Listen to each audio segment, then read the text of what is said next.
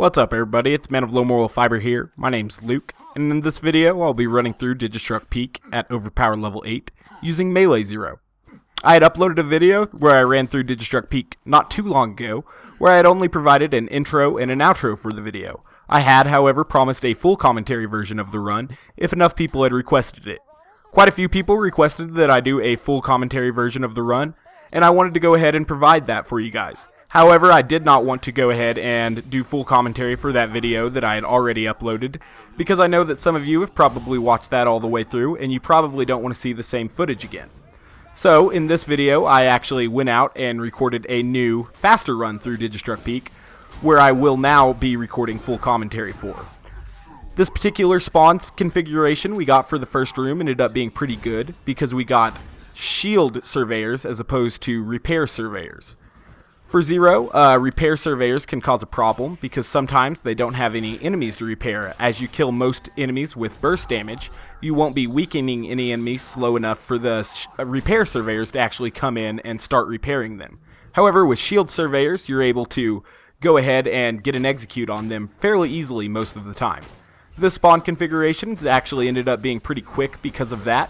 I think this is probably the second best spawn configuration. The best for the first room will obviously be the one that has the few bar or spider tanks for you to go ahead and take out, because Zer0 can bore those very easily, and that usually results in a very quick first area as well. However, if you get this particular spawn set up and there are no repair surveyors, you can make it through this one very easily as well, and also very quickly. And so this run turns out, or this first area ends up running pretty well for us. Spend a little bit more time on the shocked nomads than I would have liked, but we move on to the second area pretty quickly. All areas can have a number of different spawn configurations, some of which are obviously a lot more annoying than others, and some are a lot easier to deal with than the annoying ones. This particular spawn configuration we get in the second area works out really well, actually. This one is the one where you get no enemies in the first half, and there will be a constructor after you round the bend up by the gate where Scorch spawns. Knowing that there will be this constructor here, I go ahead and pull out my corrosive pimpernel so that I can get some preemptive damage on the constructor before I attempt to execute it. It is possible to take it out in one shot with melee. However, if you go for that particular kind of aggressive style and you actually don't manage to take it out in one hit, you'll be in a kind of sticky situation where you'll be taking a lot of damage very, very quickly. Because in addition to the turret that the constructor spawns, there will be several spider ants or skags, or there's a couple different things that can spawn actually, that may be attacking you while you're trying to fight the constructor. Then the constructor will do a fire bounce, area of effect spam that's very aggravating as well. So you definitely want to be sure that you'll be able to either take the constructor out in one hit, or push it to killing blow at least, like I did there. Now I'm going to go ahead and finish taking out these spider ants. When taking out these small fire spider ants that are called the spider ant sappers, I ordinarily just strip my shield and throw a full set of roid boosted kunai into them. This is because sometimes when you execute them, you'll catch a damage over time that can actually kill you after you've taken them out. And that's awfully aggravating. And the kunai, when boosted by roid, are usually enough to take the sappers out easily enough. Sappers are probably the second most annoying of the spider ants. The most annoying is obviously the slag spider ants. With these slag spider ants, you have to make sure that you are not slagged before you strip your shield for the roid boosted execute. So what I do is stand far enough back away, or go ahead and do the kunai first trick on them to get extra damage. But I always make sure that I am not slagged before I strip my shield. You'll notice when they're going to slag you, they have a rather pronounced animation that they do. Now, I think Scorch is definitely the hardest part of Digistruct Peak, especially if you get the spawn configuration that happens to have 4 surveyors as well. What I like to do is throw my decoy over there on that small hill, because I noticed when you throw your decoy on the hill, these Scorches will walk up and attempt to melee you without activating their fire area of effect damage most of the time. It didn't work for me on the first deception, but it did work for me on this deception. So long as you're able to get Scorch to stand still like that, you'll be able to take him out pretty quick in one execute. I'll show you again. I throw my decoy up on this little hill, and the Scorch actually attacks it without doing any of its fire damage spam. You don't want to execute if it's doing its fire damage spam, because it will most likely kill you after you've killed it. allowing for no second wind opportunities and a failed run. So that's why I usually take Scorch out like that.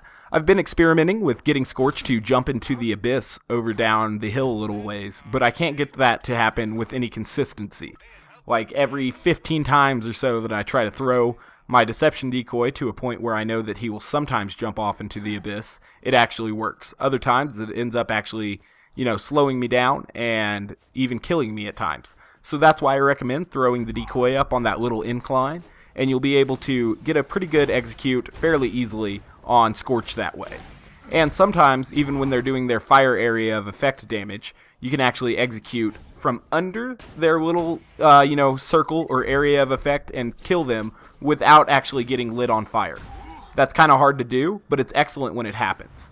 This particular spawn configuration in the third area means that you'll have to take out a handful or several skags before Dukino's mom shows up. If you do get this spawn configuration, I recommend having your deception ready as soon as Dukino's mom is active. So when you know you're down to the last skag, I would not waste a deception on that one. I would just try to kill it with melee spam. That way you'll have deception for when this girl spawns. I recommend this because sometimes she will start with that shock attack like she did there. And if you don't have deception active, there's a very high chance that she'll be able to kill you there. So you definitely don't want to get caught with your pants down in that situation, and that's why I always recommend having deception ready and available for when Dukino's mom will spawn. I'll try to get as many good executes on Dukino's mom as I can and as quickly as I can to take her out as quickly as possible, because the longer you let her live, the more dangerous she is, the more opportunities she has to take you out while you have no opportunities for second wins. And that's obviously the opposite of what you want. So try to get good kunai stacks on her and good backstab executes as well. You were able to push her into killing blow fairly quickly actually in solo mode, and you can get through this area without too much trouble most of the time. If you're looking for some tips and tricks against Dukino's mom, maybe it's worth practicing in Lynchwood. That way you don't make it past the hard part, which is Scorch, and then get to Dukino's mom and, actually lose all your Scorch work. Once you get past Scorch, it's mostly downhill from there. The Black Queen area is usually very, very easy, especially for Melee Zero, because you're able to take out the Black Queens in one execute. And while you're trying to execute the Black Queens, they usually stand really still for you and allow you to take them out without too much trouble at all, actually. I recommend getting a full kunai stack and then getting a good execute right in their critical spot. If you do it like that, they won't have time to spawn their little, purplish white ants that happen to, they dig them out of the ground or something. It's irritating, though, because those little guys can cause a lot of trouble for you if there gets to be too many of those. The queens usually spawn those enemies once you get them down to about 3/4 health. However, with a good melee strike, you'll be able to take out their entire health bar before they have a chance to spawn any of those, like I said. If you do that, you'll only have to take out a few more ants after that. The slag ants obviously deserve a lot of precaution being taken. Once you get them to killing blow, you can go ahead and finish them off, though, without stripping your shield if you have to do it like that. Otherwise, I just kind of take these guys out with melee spam if they've got slag on me like that, because they're a very irritating enemy. Definitely watch out for these sappers as well. Again, I'm going with that method where I get the boosted kunai on them for extra damage, as to try to avoid maybe catching a fire damage over time, which at overpower level 8 can be devastating. These Emperor Spider Ants don't like to sit still very long, and so if you have a chance to get a good backstab on them, go ahead and take it, even if you're not at the very end of your deception timer, because a lot of times these guys just run away, and that's really irritating. They're like the scavengers of spider ants. They just backpedal all the time. Anyway, we're on to what I believe to be the second hardest part of Digistruct Peak now. This is the Bonehead area, and a common spawn here means that you'll get quite a few turrets, either up on the train or actually down where Bonehead spawns. And both of those can be rather difficult to deal with. And I'd recommend retreating into this carrot area where you can actually, or snow onions, carrots, whatever this area is. I never do this optional quest objective, where you can actually find cover and protect yourself in this particular area. Out in the other half of this area, you can find yourself in a lot of trouble. Sometimes, when you throw your decoy, surveyors will stop to look at it for just a little bit, which is a great time to either get an execute or a solid Norfleet or other rocket launcher shot to deal a lot of damage, enough to kill them. Here you can see that we got all these turrets spawned down by Bonehead, and if we were right up near Bonehead, we'd most likely go down. But since we're not, I will go ahead and deal a lot of damage to Bonehead, as well as take out most of those turrets. I think all of those turrets actually got taken out there with my Norfleet, and that will actually allow me to get through this area fairly quickly. That's a really good Bonehead time for Zer0 anyway. Don't get too aggressive in that Bonehead area, because other than the Scorch area, I find that I go down there the most often out of all the other areas. Definitely want to watch out for that. This area is not too bad. Doc Mercy will spawn either right away or after a few Marauder kills, depending on, the spawn configuration you get, or maybe a few Spider Ant kills. Like I said, there are, numerous different spawn configurations that are available. When Doc Mercy spawns, you want to make sure that he is spawned either with, a slag blaster or a element that you actually have an immunity blaster. If he spawns with an elemental blaster that you do not have an immunity to, he can actually kill you with damage over time, because for whatever reason, even though he's using that almost unusable E-Tech Bandit, assault rifle, he's still able to apply damage over time to you and, take you out from afar, which is rather aggravating.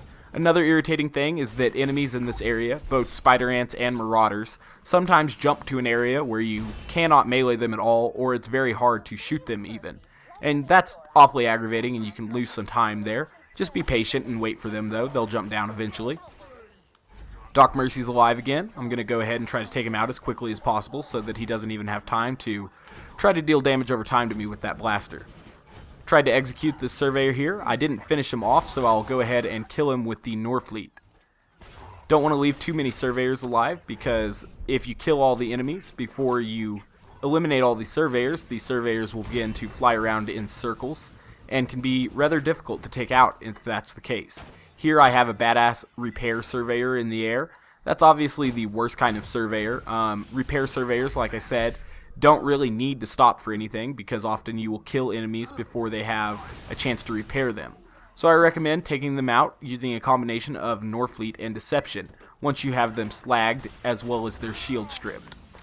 Doc Mercy is spawned here. Luckily he has a slag blaster that won't cause damage over time to me.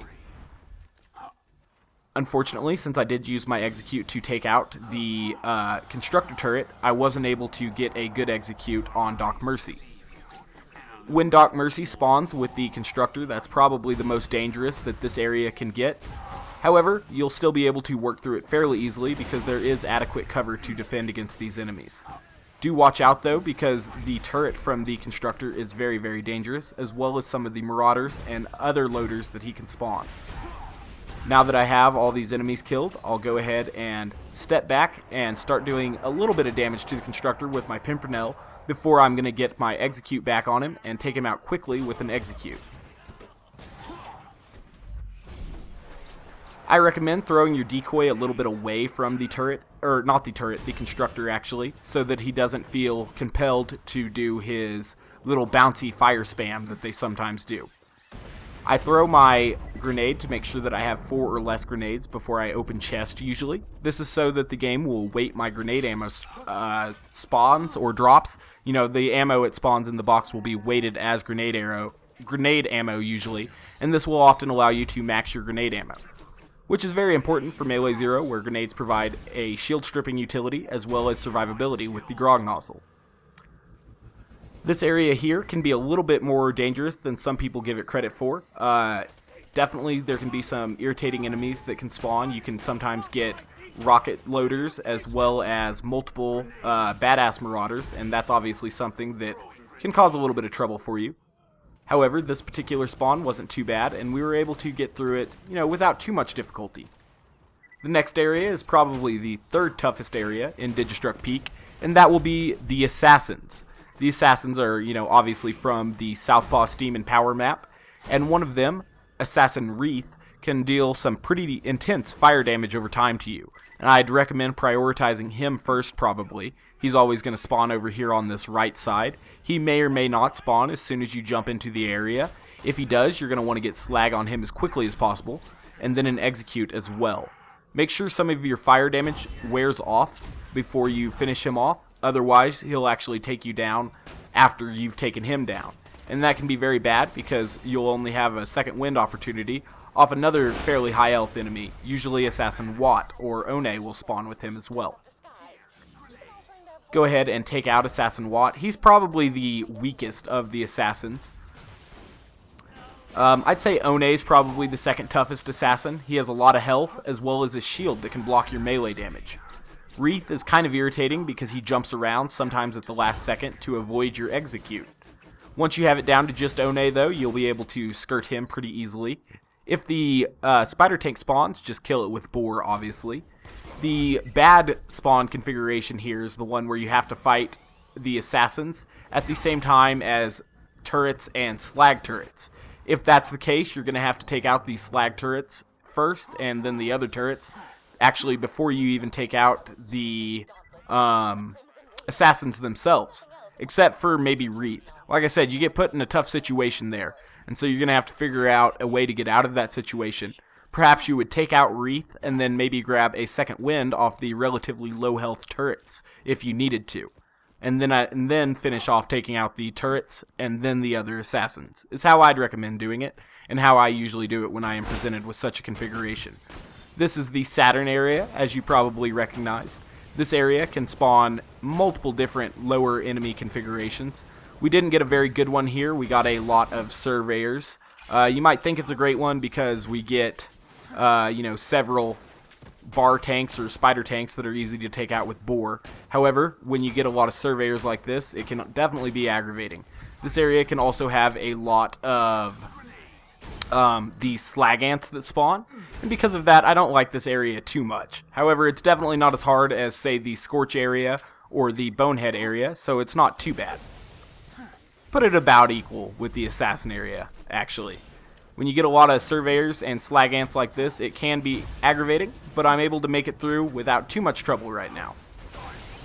Go ahead and take out some more surveyors using my Norfleet. I also got a bad boar on the spider tank to where I didn't kill it, and it's now, or I guess it was a bar tank, and it's now launching rockets at me, and I no longer have a chance for an easy boar kill. So I'll take it out with melee and then retreat a little bit to gather my bearings. Looks like we have another surveyor out there as well as a warloader. Warloaders don't have too much health, however they are very offensively dangerous and you want to be careful for those. Arrow blast spider ants are almost no enemy at all. They're very easily taken out most of the time. But the slag spider ants definitely deserve your respect and attention, as I've brought up before. See, he was able to slag me there, and that's something I didn't want at all. I'll still go ahead and just wait that out. You can try to get a good execute even if you don't have roid damage right on their critical spot that will actually push them into killing blow, sometimes even kill them, all things perfect. However, I just waited that one out until I was able to get a roid boosted execute that I knew would take it out in one hit. When you get down to the last enemy at the Saturn spawn, you're definitely going to want to know where that enemy is, because the last enemy will, once killed, trigger the Saturn spawn. And you definitely don't want to be caught in a bad situation when Saturn spawns, because before Saturn is actually even fully there, his turrets that spawn on his hips and shoulders will already be shooting at you and can easily take you down. So you definitely want to watch out for that. Here we have one of those stupid hide-and-go-seek spider ants, so I'm going to kill it with kunai and then an easy execute. This will grant me the follow-through bonus and a mini-must-fall so that I can get up to this ledge very easily and safely. Now that I'm on the ledge, I'll go ahead and switch to my corrosive pimpernel so that I can try to get good boars on Saturn. I recommend shooting the back Saturn to a point where he's standing behind the front Saturn. You can usually do that by boring his hip turrets, which will cause him to stagger backwards. Once you have made that Saturn stagger backwards a little ways, I'd recommend then trying to line both Saturns up. Right now I'm just actually shooting their hip turrets. I guess I figured this would be good enough bore damage. I recommend, though, usually shooting them when they're lined up. You can sometimes kill them both at once with one bore shot if they're actually behind one another. I'm actually getting them pretty close together with my bore shots here, causing them to stagger step together, and leading the other one towards a vantage point on me. Now that they are really close together like this, hopefully I'll get a good overlapping bore damage. Luckily, I was able to do that, and they were both taken out pretty easily. If you can get their hitboxes to actually overlap, get the Saturns to where their guns are actually inside of one another, that's when you'll be able to get those good bore shots. It's a little bit difficult to do, however it is possible, obviously, you just saw it. What I try to do is just get them to come together somehow. Usually that's via a bore stagger step caused by shooting them in the turret on their hip, but sometimes it's just a little bit of patience like it actually happened there. This next area is not too bad. There can be some slag and other turrets that spawn up here on the ledge where this constructor is spawning, but those don't appear to be coming right now, so you'll just have to, be ready to take out the constructor. Again, I recommend the same technique I usually use, which is deal a little bit of damage to the constructor before he throws out his decoy, and that will allow you to then get a good execute on the constructor, which will either push him into killing blow range or kill him completely. I pushed him into killing blow range there. He was about to start his fire hop mechanic, but he wasn't able to go ahead and finish that. I'm going to try to deal damage to this marauder, or maniac I guess it is, lunatic, whatever it is, to the point where a surveyor will try to repair it. Then I will try to get an execute on the surveyor. That didn't work, so I'll just finish it off with the Norfleet. I was able to get that surveyor to pause momentarily by dealing about half damage to an enemy like that. The repair surveyors heal him really quickly though, so sometimes even then, it seems like a perfect strategy, but, I wasn't able to fully complete it there. So definitely be wary of that. The repair surveyors are very, very hard to deal with at times, and sometimes the best option is just to take them out with a Norfleet deception shot. That might seem kind of lame, but, surveyors in general are kind of lame. And I do it all the time, so don't feel bad about it. I definitely don't. We're going to finish off this last marauder here, take out this last surveyor, and then be moving on to the next area. This is actually the last mob area before the boss, and we'll be taking this area out pretty quickly, I think. Definitely a bad spawn can occur in this next area where you get multiple super or ultimate badass loaders that can deal fire damage over time to you, and repair surveyors. That's definitely the most difficult spawn that can happen in this area. This spawn though isn't too bad. It's the one where we get quite a few spider ants and skags, and you'll be able to take these enemies out pretty quickly.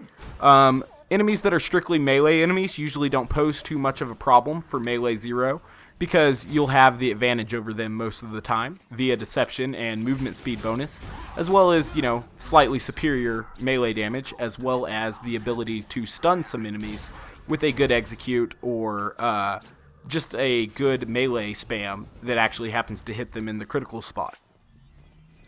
You'll be able to see these things spawning. Luckily, there is cover from the different, huts and rocks that happen to be around the area. Go ahead and finish off the badass lunatics that spawn fairly quickly, because sometimes their hitbox or the area of effect from their melee swing is actually way larger than the animation actually gives it credit for, and those enemies can be deceptively hard as a result. Slag dogs, like the slag ants, need to be taken with, definitely fought with some precautions taken, because they can get slag on you before you try to get an execute, and that will actually spell disaster for you. What I'm going to do is run up here near the vending machine so that these surveyors will actually come kill themselves eventually.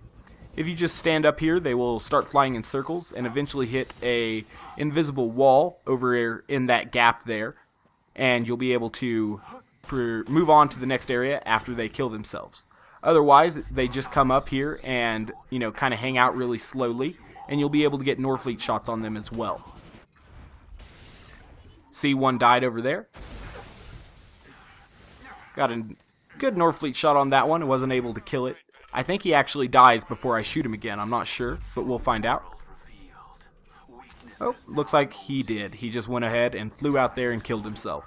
So that was able to give you guys a good illustration of what actually happens there. They recently patched the skip that allowed you to get to the last area via an easy grenade jump. However, now via a kind of complex rocket grenade jump with the grog nozzle and the bada boom, any character is actually able to jump up to this last platform and just fight the boss. However, I think Digistruct Peak is pretty fun to run through, and I definitely recommend, trying to beat it the legitimate way, because it's, pretty fun. It adds quite a bit of replayability to the game if you enjoy Digistruct Peak as well. But if you skip through it all the time, you'll probably never develop a liking for it. I didn't play enough of Digistruct Peak when it was actually released, and I kind of regret that. Now I play it quite a bit, though, and I very much enjoy it. It's quite fun and quite irritating at the same time. It's not to say it doesn't irritate me at times when I die to stupid things. Try to get a good bore shot on the binary boss here. I do a terrible job. Usually, I'm able to take this guy out in one hit. I royally mess it up this particular run. But that's alright, because the rest of the run was, really quite solid. I do thank you guys very much for watching. I very much appreciate that. I hope this video was able to provide some information that will actually be useful to you guys, or was otherwise at least entertaining, as far as, a run through Digistruct Peak goes.